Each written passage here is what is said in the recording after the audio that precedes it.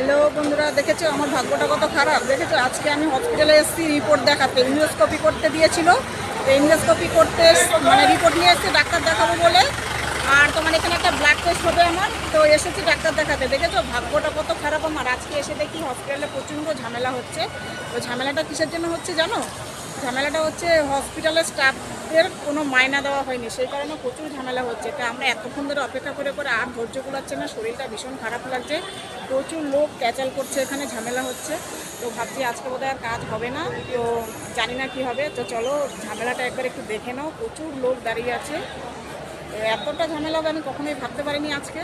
ওই যে কথা আছে না, অভাগা যেদিকে যায় সাগর শুকিয়ে যায়, তো আমার অবস্থাটা হচ্ছে সেরকম। তোমরা দেখতে পাচ্ছ আমার ভাগ্যটা সত্যিই খারাপ।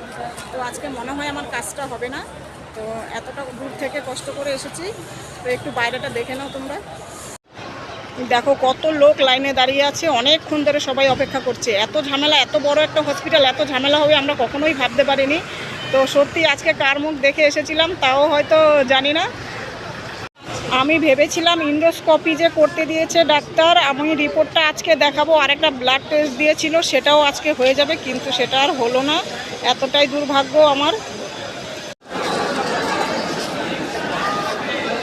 তো আজকে মনে হচ্ছে ডাক্তার দেখানো হবে না, আবার কাল আসতে হবে। হসপিটালের অবস্থা ভীষণ খারাপ।